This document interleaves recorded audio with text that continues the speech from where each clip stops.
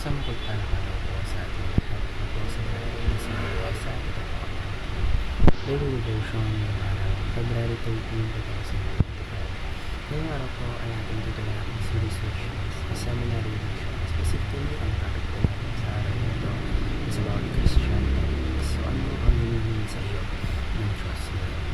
Now, ang ating talata po ay nagagawa sa Micah chapter 6 verse 8. Sabi po dito, basahin ko po. He has told you, oh man, what is good, and what does the Lord require of you but to do justice and to love kindness and to walk humbly with your God. So ngayon upang ating mas manawaan kung ano ang kasaad sa ating talata at upang mas maintindihan natin ang ating devotion, ngayon po tayo pinadapa sa ating mga issues for today. So una po, sabi po dito, basahin ko po. God's moral law brings beauty to the world. So let's imagine a world na walang love, na walang kindness, or even walang justice.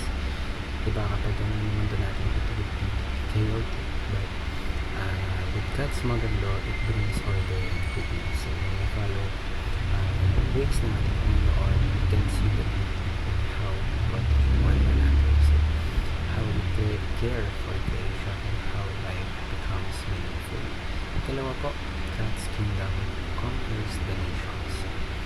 Ito po ay hindi about political power or military force, but rather it is about God's truth and love spreading across the world. So no matter how dark things seems, His kingdom continues to grow. Hearts are changing and lives are being transformed. Ikatlo po, all nations will submit to God's moral laws. Isang araw, every nation, lahat ng mga leaders or even lahat ng mga tao will recognize God's authority. So yung justice niya will prevail, love niya will all over the world. So that's the whole important thing. So paano po natin ma-apply ang mga katawan na ito ngayon po tayo pinagdalaw sa ating nation? So una po, work for the government of Christ. So ngayon, doesn't mean you need to become a politician, but it means living as a representative of God's kingdom. So kahit nasan ka man, kahit nasa school or sa work or even sa bahay, you serve with integrity, love, and faithfulness. Kalawa po, fight evil by cooperating with Christ. So we don't fight with swords or words of hatred, but we fight by living in righteousness. So choosing truth over lies and standing firm in our faith. So walking with Christ, He will uses its power over us. And last but not least, we fulfill the law of Christ, which is love. So at the end of the day po, everything comes down to love.